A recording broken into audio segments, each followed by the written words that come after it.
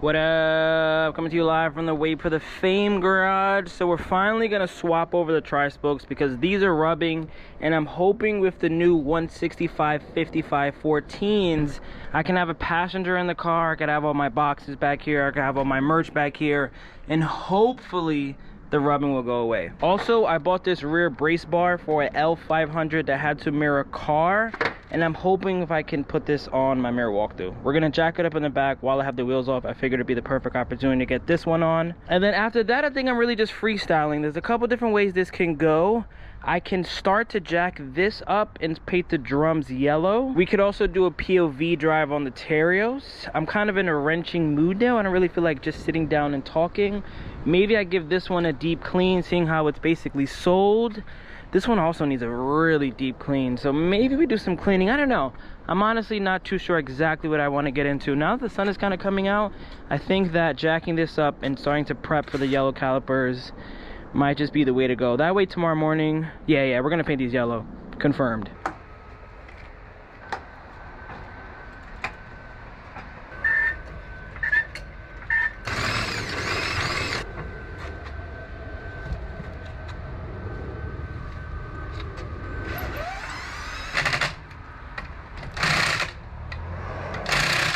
All right, fronts are done. Currently monster trucking because it hasn't settled yet. Now let's do the back.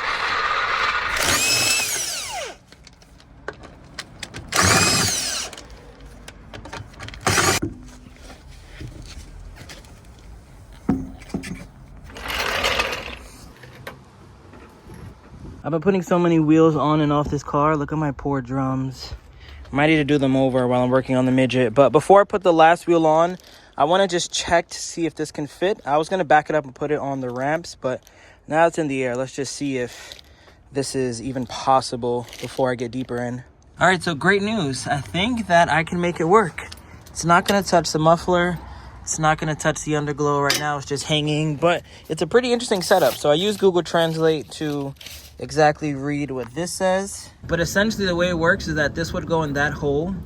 It'll turn like that, lock into place. And then next you take this flat. This will be coming down into the brace bar. And then you kind of just use this guy, put it in there, and then this will lock it into place. Next we use this flat washer. See, it's stuck into place. I can't pull it down. Here's the end result. Everything nice and bolted in. Slowly getting track ready. I know you see that straight pipe exhaust. So if anyone's wondering, an L500 rear strut bar indeed works with the Mira walkthrough. Now, with all four wheels on, everything tightened, there's only one last thing to do. These are soon to be on the website. This is now a mandatory thing that I'm going to put on every single WayBeforeTheFame car. Check these out. So I already have 3 of them on. Put the last one on. You know, it's the little attention to detail that really excites me. So we throw these on. Boom. Boom. Good morning. So it's the next day, and initially the plan was to paint the drums on the midget yellow, but all last night and this morning was raining, and it didn't really make sense for me to prep this just so it could potentially get wet, have my jack stands get all rusty. So instead what we're gonna do is I'm gonna give you guys my first impressions on the Daihatsu Terios. Since buying this car a couple days ago, I've been driving it every single day, and the more I drive it, I think this one might actually stand the test of time. The only thing is it isn't a K car, and I love K cars. I love the quirkiness of K cars. You guys know this is essentially a K car channel, and I'm not gonna say that's necessarily a flaw, but it's like, it's too normal. I think in due time I will probably get tired of it. But my previous daily, the town box, will be sold this week. And then you guys know the blueberry lemon isn't going anywhere. But speaking of this car, I need to finally stop slacking and drive to the vinyl homies so they can put a huge WayBeforeTheFame here, along with like at WayBeforeTheFame, a QR code on the gas tank. So I think I'm gonna see if I can do that this week. And then I wanna do the same on the midget. I wanna grab my rubber wheel, take that off, slap a huge WBTF on there. And then maintenance is gonna start this week 100%. I'm gonna jack it up most likely tomorrow, paint those yellow, do the oil change, plugs, wires, air filter, everything I purchased for this car. A total should be happening as well. And then I just want to really make this car better. And then shout out to Valentina. She actually gave me this. If you guys remember her from the Hawaii videos, you'll see more Valentina shortly. But this is kind of cool. I was thinking I could even put it on here. We'll figure out what this goes for. But she actually bought this for her Scion. That's why it's so small and perfect for K. So that's most likely going to go in one of the cars. But yeah, without further ado, let's talk about this guy. And you already know. Step one. And if you want your own, head to WayBeforeTheFame.com and get yourself one. So in front of us, we have a 1998 Daihatsu Terios. So they make a K car version of the same exact car, and it's called a Terios Kid. The biggest differences are just the over fenders and the bumper. So with K cars, they have to fit in the K class specifications as far as size and engine goes. But this one has like over fenders on both sides, bigger rear bumper. You see all this molding. The Kid is essentially kind of like the Pajero, and then the Pajero Junior is just the same car with over fenders and bumpers. This one is also a 1.3 liter, so it isn't a 660cc turbo. Let's walk around the exterior. I feel like these are the same exact fog lights that are on the Mira TRXX. I thought that was pretty cool. I love the way the front end looks also. Has like an aggressive face. I like that. Fender mirror is always a plus. Rims are stock and they're whatever. It's going to be an off-road build for me, so I don't really mind. And then the mirror caps, I'm not sure if I like them or not. They're inside of the car. That's chrome. That's black. Comment below.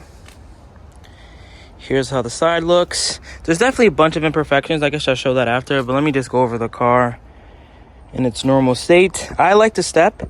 David said he wasn't a fan of it. I know it kind of does limit me off-roading as well, but I don't think I'm doing anything too crazy. Spare tire in the back. This is broken. I found a replacement on Buy for I think $90 prior to shipping, so I don't know if I want to replace it that bad. Got some more little dings and dents there, but overall I think it's a very good looking car. Definitely something that with a nice little Wait for the Fame touch, it can improve the way it looks. Here's a look at the interior. Lots of room because this one isn't a K. I can sit back here, no problem. This is what the seat all the way back as well. I was just driving it. No real amenities. Surprisingly, no cup holders either. I guess you can say this is a cup holder, but it isn't round. And then if this is a cup holder, that means there's none in the front. But it does have power windows all around, which is a huge pro. And then it also has rear speakers in the back, which is another huge pro. You guys know how I feel about rear speakers in K cars, but I know this isn't a K car. So when I saw that, that was another huge selling point. The interior, I have to say, is extremely clean. Like 10 out of 10 clean. I love this little like leather back here to keep your things clean and secure. That's a nice touch. Basic door card in the back. Has a rear wiper. Has a spoiler, which I like. This actually isn't even the base model. I was looking up some more information on these, and some don't have the spoiler or the tire cover, and so like the steps and stuff like that. So let's get on to the passenger side first, actually.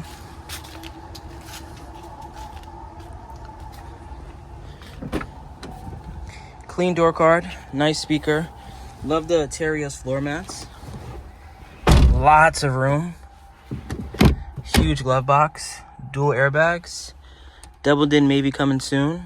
Has AC. 5-speed. No high-low, but it is 4-wheel drive. The interiors what really sold me, honestly, too, because I feel like all this, if I really wanted to lock in, and if it wasn't winter, I would entertain wrapping it. But I don't think I can do that. Then I could also, like I mentioned, take all these panels off, drive it to City Field, and have them paint that black or gray or one of the many colors I can choose from. Love the wood grain. It's kind of funny that it just stops right here. Like the whole thing isn't wood grain, it's just wood grain up to there, then that's black.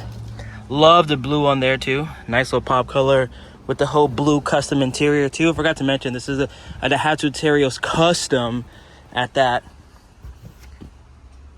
Check that out. But this one only has 76,000 kilometers. Power windows all around, fog lights, power mirrors, 4-wheel drive, rear wiper, rear defroster, starts right up, airbag, horn, everything works. I drove it 5 hours from Virginia all to Mall, so I'm happy to say that this car mechanically is perfect. Now let's pop the hood. We have ourselves a fuel injected 4-cylinder single cam, which is kind of a bummer if I'm being honest, but single cam 1.3 Daihatsu engine. Not sure what other models this came in, but under here is very clean, lots of room. AC works as well. The belts look like they're in good shape. Throttle cable looks good. Definitely needs a nice little clean, but we'll definitely get to that. And then at some point I want to see if I can take off this whole massive airbox. I know it might be a warm air intake, but this is just quieting and killing the performance on my off-road build. So at some point we're taking all this off. We're going to measure it. We're going to see how we can make it work. We're going to hope that we get no engine codes or anything like that, but this has to go. Still haven't found a replacement. If anyone can find a replacement actual air intake for this car, please send me the link. Here's a look at the roof. In pretty good condition. And now let me start talking about some of the cons. So first and foremost, this driver switch, it has a mind of its own. You see how like a normal one doesn't move too much? But this one, like you have to find it right place for it to get connection and it to go down. So I think I'm gonna buy a replacement switch. I'm gonna see if I can find one of those on Buy. Luckily, as far as the interior goes, that's pretty much it. Fog lights work, hazards work, 4-wheel drive works, power windows work, rear wiper works, defroster works. Only thing it's missing is obviously some LEDs, but all of this works. Even the spoiler up there works. Honestly, all the imperfections are on the exterior. And like I said, I don't really plan on making this a show car. I already got the blueberry lemon. Like, I truly want to go off-roading. I want this to be a car I can teach Valentina to drive stick in, teach my homies to drive stick in, drive it up some rocks. Like, none of this bothers me. Where's some more imperfections? Like this, the oxidation. I'm not trying to bring it to Teggy and him have it bring it back to life. I'd say this kind of bothers me just because it sticks out, but the whole car got sideswiped or crashed into something at some point. So it's not like it's just this, it's all of this. Back here, I would say this bothers me if I'm being honest. So it's either I take the whole thing off and just rock the tire, or I buy a replacement.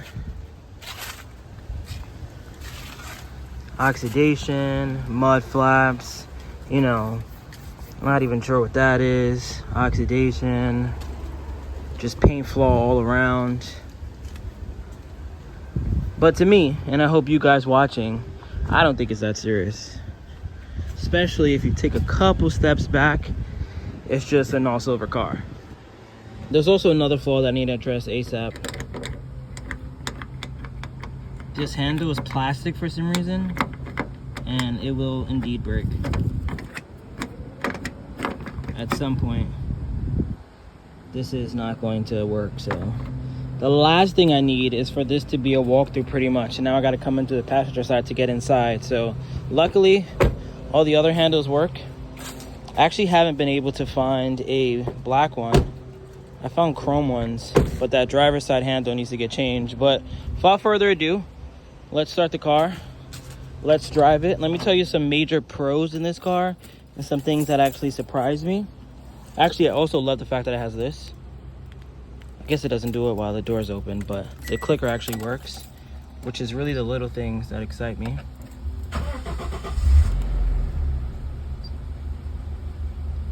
Not necessarily a cold start because I've been driving this thing. Also, another con, forgot to talk about it. We gotta drive to City Fields, go back to the homies. You see my Bluetooth exhaust right there? Definitely don't want that, so we have to get that situated.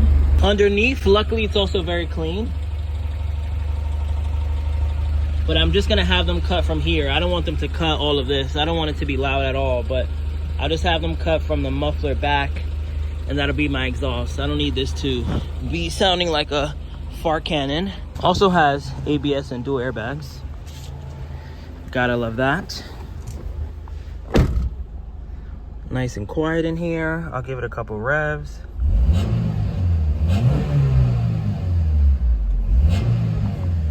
Here's how it sounds under the hood.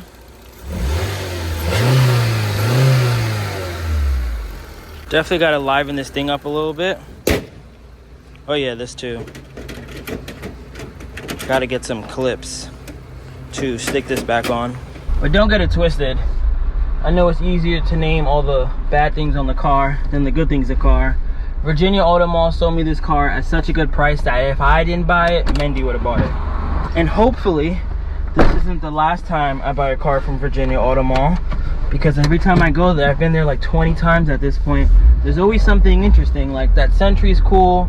They had a Skyline. I still want to buy that red Honda Beat. I think now that I bought this one, hopefully he's watching right now, you know, hopefully these videos, I'm going to shout them out a bunch of times, hopefully generate some traffic and some money on their side. Let's say people walk in and say, hey, I saw Daihatsu Terios that WayBeforeTheFame bought, now I want to come here and buy that Prado. David said that Prado for $13,000 is an amazing price. If I was into stuff like that, maybe I would have bought that. But now, let me drive this thing around, drive it on the highway. It's such a comfortable car. It's like my expectations are K, and this is K size and just a little better. So it's just the perfect daily. Like the town box is great, don't get me wrong. K vans are great, don't get me wrong. But this is a 1.3. Like I can go 150 kilometers in this. There's no K car unless you do crazy amount of work or change the ECU or something that you can do 150 kilometers. So like just the normal things like that. I would say acceleration wise though, not really mind-blowing. It's more top speed. When you get like these Jimny wide, Suzuki Wagoner wide, Pajero Junior, Terios not kid, what it really comes down to is that the other ones have turbos, so they're still peppy, they can still get to highway speeds with no problem, but this one is a 1.3, so it's just really that tail end speed. Like the fact that this cluster goes all the way to 180 kilometers. I think the gearing will never let me get that high anyway, but this being an off-road car, there's no reason I need to go that fast anyway. Shifter feels really good too, not too much play, gets in all the gears with no problem. And then clutch also has a lot of life to it. I saw some comments when I was looking up information on these that the suspension is pretty soft. I think that's why I haven't been able to find a lot of off-road geared things. This one does remind me more of a Pajero than a Jimny. I feel like Jimnys are geared for off-roading and they're like just made and marketed for off-roading. And then the Pajero was more of the city car that was a little taller and was kind of off-roading, but not too much. Like the fact that this one doesn't have lockers or anything, it just has push-button 4-wheel drive, kind of shows you that they weren't really too focused on the off-roading aspect. So let me do a acceleration test right now. So I'm currently in second. This is foot all the way down. Third gear. Fourth gear. And like if you watch enough of my videos, this isn't blazing fast. Fifth gear. But it's really here where like there's a car in front of me, but I can continue to climb up there. I can get to 140, 150. I don't think I've hit 160 just yet, but it's just a much better highway long distance car, especially now that you're not really straining and always in boost in comparison to my Mira walkthrough. Because I feel like if I did a race between this and the Mira walkthrough, I'd say the Mira walkthrough would win, honestly. Maybe at some point, me and David would do a drag race. I'll let him drive this and I'll drive the Mira walkthrough. So this is what daily life would be like. I'm going 80 kilometers an hour, 3,000 on the RPM, on the far right lane. It's a little noisy though, if I'm being 100% honest. I was shocked. David drove it too, and we were kind of shocked that it had this much engine noise.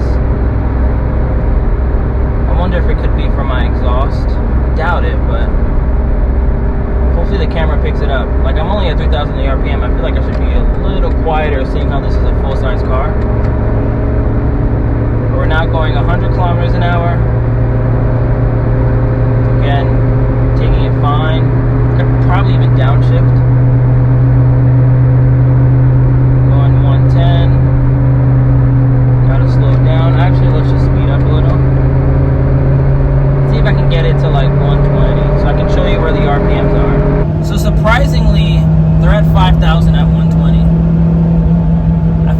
kind of high. But again, like I mentioned, these aren't really geared for the highway, I feel like. I think if this had a better gearing, I should be higher. To be honest, I was telling David too, I feel like that Honda Logo we drove, not even I feel like, that Honda Logo was faster. And it could go like 160 easily. And it was automatic. Probably 3-speed automatic at that. But this one, I was shocked. I was shocked when I was around like 5,000 and red line is 7 and I'm going 120, which even in my Mira walkthrough at 120, I'm not even that high. I think in my Mira walkthrough I'm around like 45, and that's a 660cc, but it's 4-cylinder and it's turbo, so I think the turbo kind of just helps it out, and the gearing's probably a little better too. But here's another look at the Terios. Such a good looking car. I can't wait to see what you're gonna have to say in the comments. I feel like most times when I buy a car, I have an understanding of what the comment section is gonna say, and I'm wondering if people are gonna be like, damn, why'd you get this? Or wow, solid pickup. I'm hoping we get a lot of solid pickups. Have some faith in this one too. Like I said, I'm not really trying to put tri-spokes. Maybe I paint the calipers yellow. I'm not really trying to make this a show car. Thank you, thank you. I'm really, look at that guy showing love. It isn't even a K or nothing, but I'm really just trying to have this be a fun off-road. Let my homies drive it if they want. Pick people up in it, because at the end of the day, the Mira walkthrough is a 1, if you want to be technical, 2-seater. Now I have a 4-door car. I could necessarily do that with the Serena as well, but I don't really see myself owning that van for too long either. I think that van serves its purpose. There's a couple things I need to do in Boston and other road trips I need where I think I could sleep in the back of that. I think that's kind of my plan with the Serena, to kind of have that as like a camping car, sleep in the back, do a couple things that I can't do on my other cars. So you guys will see more content on that. Road to 100K. Let me drive this home. I'll show you guys some more acceleration before we end this video, straight from a dig. Damn, I missed second. Hard to do it with one hand. I'm not going to take that out of the video.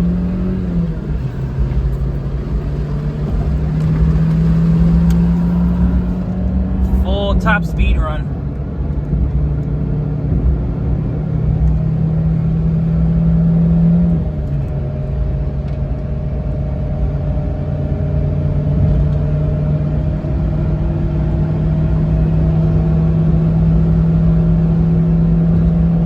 Like, it's kind of high, no?